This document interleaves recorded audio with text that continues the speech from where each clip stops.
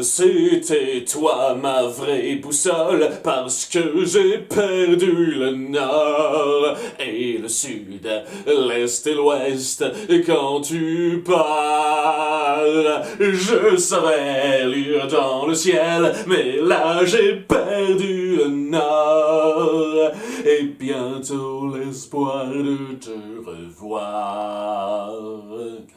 Je sais, j'ai pas fait de parodie parce que c'est parfait comme ça pour moi. Ah, La Reine des Neiges 2, c'est un petit peu le dernier film Disney sur lequel je me suis étendu de façon très positive dans mes critiques. Donc c'était un petit peu logique qu'on finisse par le proposer en top retour. Honnêtement, je m'attendais presque à ce que ça vienne directement peu de temps après la critique. Donc ouais, ça a pris son temps, mais voilà, c'est tombé. Vous voulez que je dise du mal de La Reine des Neiges 2, tout comme vous voulez que je dise du mal de La Reine des Neiges 1. Même si, une fois de plus, ça a été proposé par quelqu'un un petit peu à l'avance, mais je savais que ça viendrait.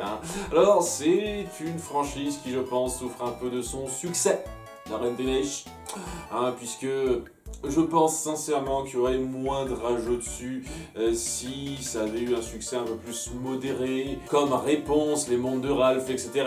Un succès notable, mais pas au niveau record au box-office. À ce moment-là, je pense que moins de gens se seraient acharnés dessus pour dire que c'est pas mérité, parce que je suis un peu d'accord pour dire que est-ce que c'est ce film-là, ces deux films-là qui méritent d'être la grande égérie, le grand fer de lance des studios Disney?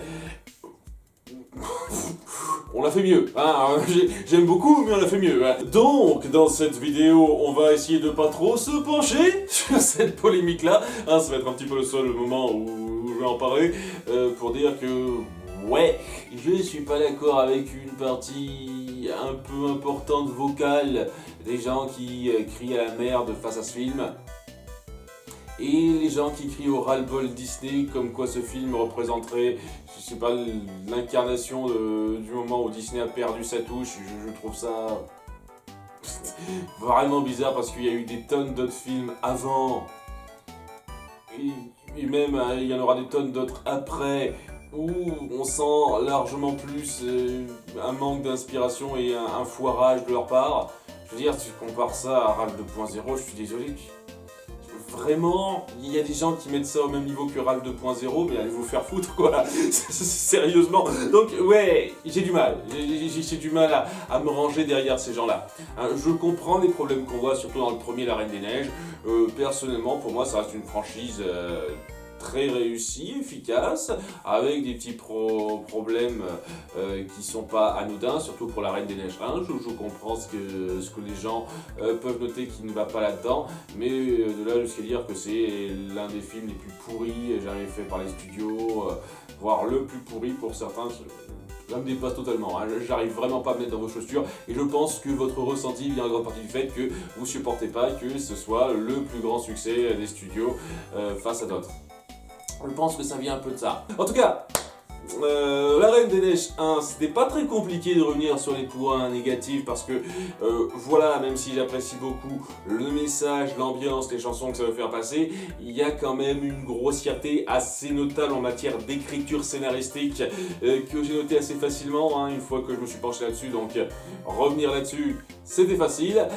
Pour revenir sur les problèmes de La Reine des Neiges 2, c'est plus compliqué parce que, pour moi, le scénario reste solide. C'est pensé et travaillé plus qu'acceptablement pour donner quelque chose qui se regarde bien et qui m'a pas vraiment donné l'inspiration pour faire une critique au détail, contrairement à La Reine des Neiges 1. Donc j'ai trouvé moins de choses à redire. Est-ce que le fait qu'il y ait moins de choses à redire fait que ce film est automatiquement meilleur que le 1? Une fois de plus non, j'ai déjà parlé du principe. Mais que ses défauts soient en plus faible nombre et intensité ne va pas compenser le fait que c'était pour moi un petit peu plus froid que le premier film, je trouve, si je veux dire.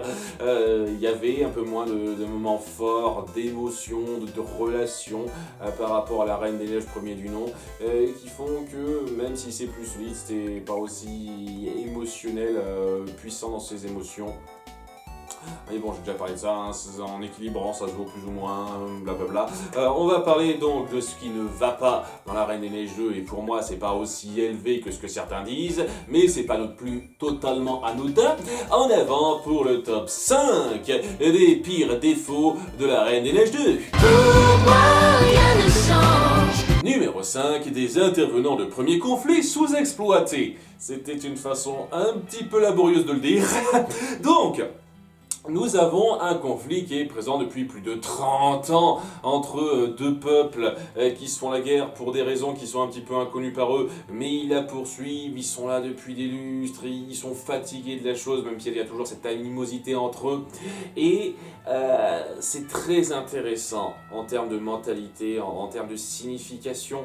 Qu'est-ce qu'une guerre sur la durée peut amener les gens à devenir cet épuisement, ce ras-le-bol, cette nostalgie de son passé qu'on ne pense plus retrouver, tout ça c'est très intéressant et ça a droit au strict minimum.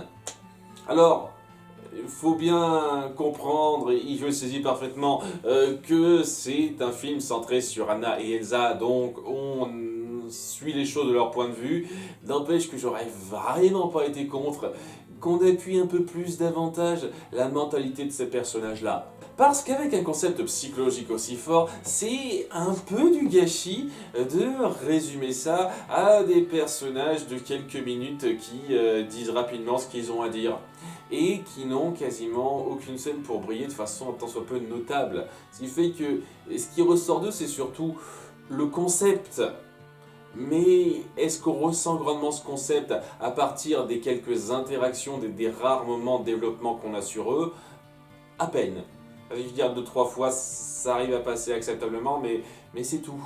Et oui, c'est un peu frustrant de voir ça, parce qu'il y aurait clairement moyen de développer un peu plus de choses là-dessus, et certains moments d'évolution de ces personnages-là font un petit peu rusher même. Et ça vaut d'être un peu considéré comme un défaut pour moi. Numéro 4, certaines interventions d'Olaf. Certaines.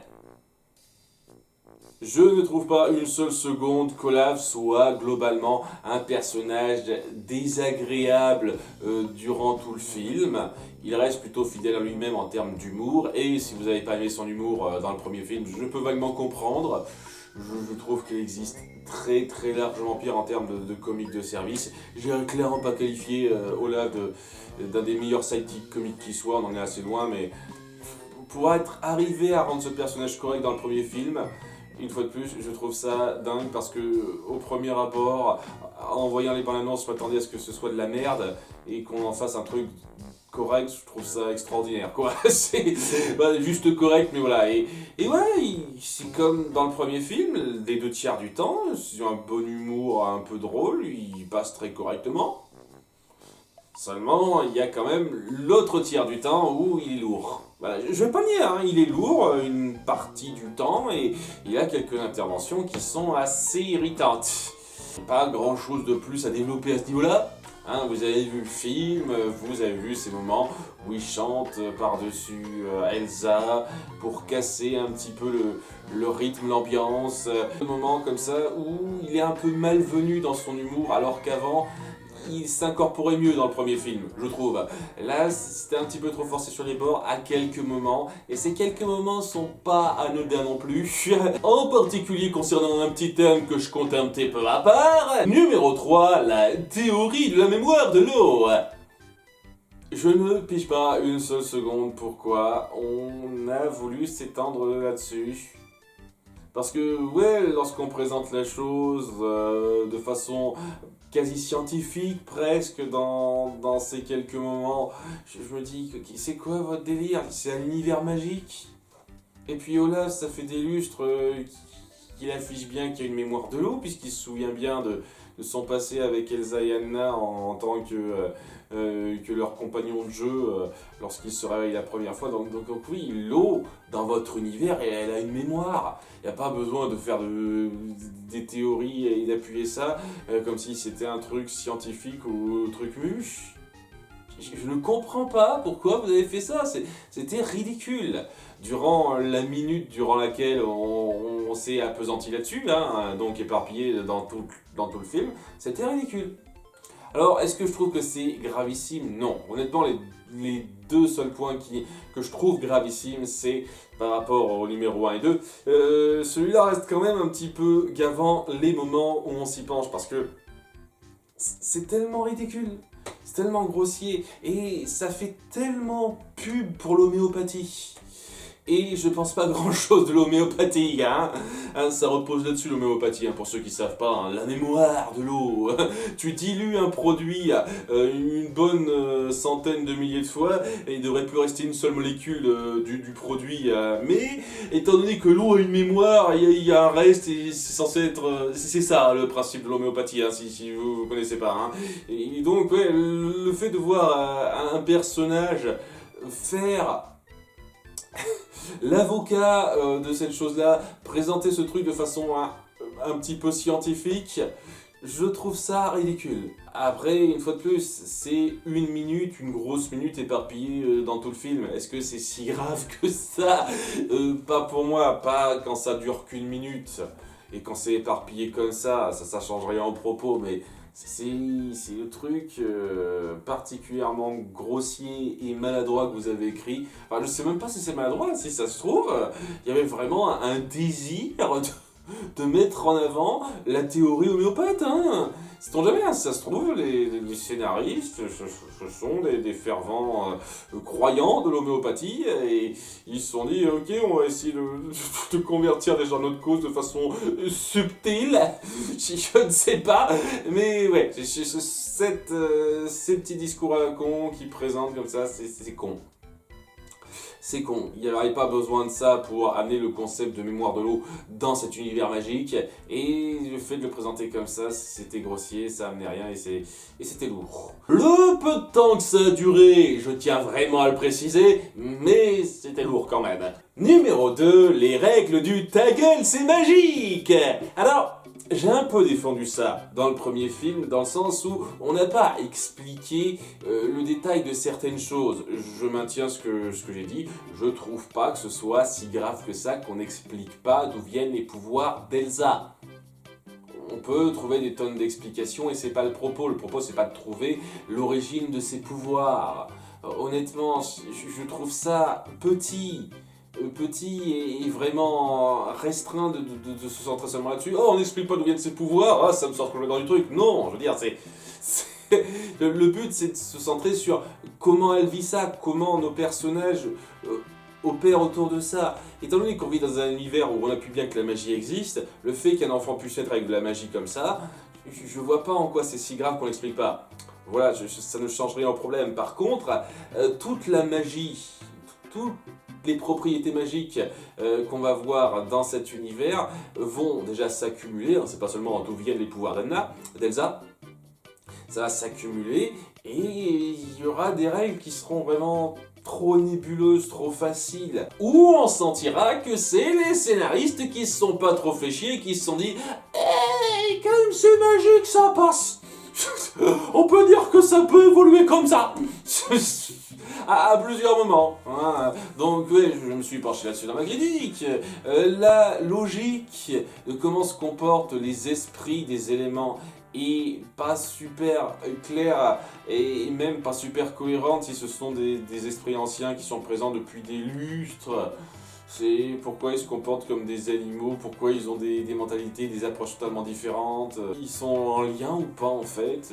Tout le concept de devoir fouiller dans le passé, et fouiller dans le passé, ça vous congèle. Parce qu'il y a une putain de comptines du peuple qui n'ont jamais pu aller plus loin dans le passé avec ces trucs-là, puisqu'ils ne se sont jamais rendus là, mais qui savent que si on fouille trop loin dans le passé, on peut s'y noyer, et par s'y noyer, ça veut dire se congeler, ce qui est bizarre, et donc déjà, je trouve ça assez gros, mais c'est surtout la façon dont ça se règle après, quoi. Le fait que Anna ait réparé les torts, c'est censé la sauver. La faire sortir de là, Elsa. Alors que c'est clairement pas dit dans la comptine, ça déjà, et ouais, ça tombe bien. Ce genre de choses, de règles, qui sont pas forcément incohérentes. Voilà, étant donné que c'est de la magie, que c'est nébuleux, on peut s'imaginer que ça peut marcher comme ça, c'est symptomatique de l'écriture un peu feignante.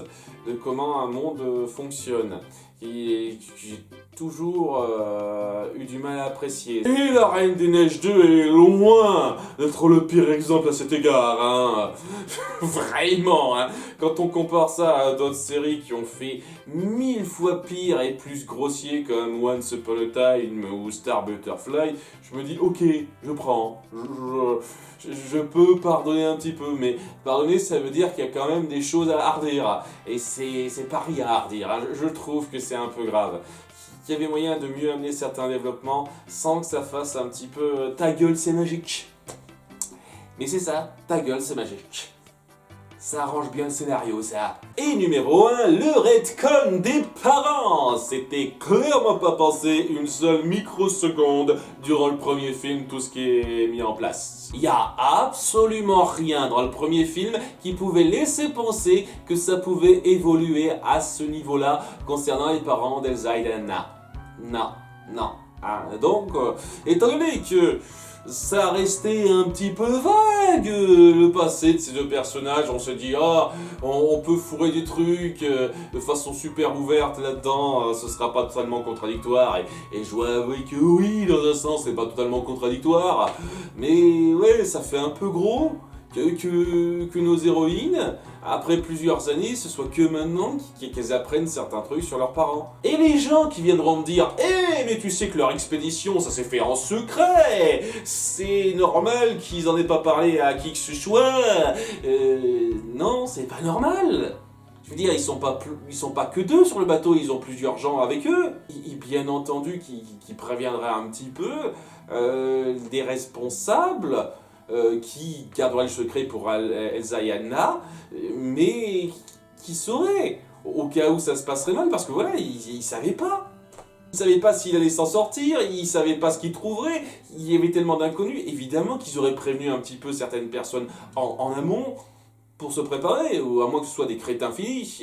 Et je suis désolé, je trouve pas une seconde que ce soit des crétins finis, ce sont juste des gens qui, pour ma part, dans le premier film en tout cas, n'étaient pas préparés à ça, donc ils ont pris des mauvaises décisions en pensant que c'était pour le mieux.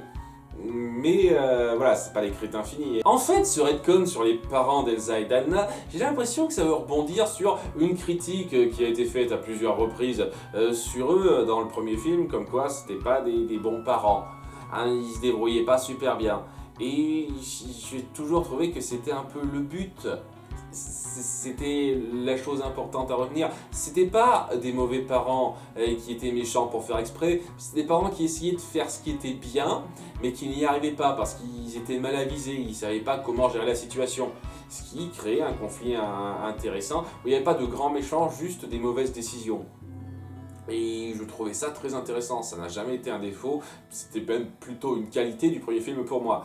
Le fait de vouloir changer ça pour dire qu'en fait, bon, ils ont toujours pris des mauvaises décisions, mais ils ont essayé de se racheter vers la fin, c'est histoire de mettre un pansement sur une plaie qui n'a jamais existé pour moi. Je trouve.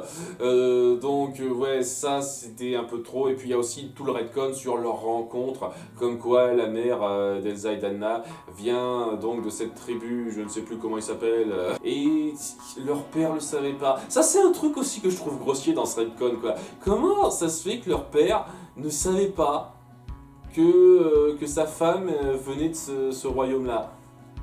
Genre limite, ça aurait pu être un truc qu'il aurait su et qu'il aurait voulu garder pour lui, mais on donne vraiment l'impression, dans le flashback qu'on montre sur lui et ses filles, qu'il ne savait pas. Et étant donné qu'elle l'a sauvé in extremis de cette malédiction qui allait enfermer toute la région, je veux dire, ça aurait pas été plus logique qu'il soit au courant, qu'il se lie un petit peu par rapport à ça, ça aurait pas été plus beau, tout simplement qu'il soit au courant quand il l'a épousée. J'ai jamais compris pourquoi vous avez rajouté ce truc-là, il savait pas que sa femme c'était une membre de cette tribu, quoi.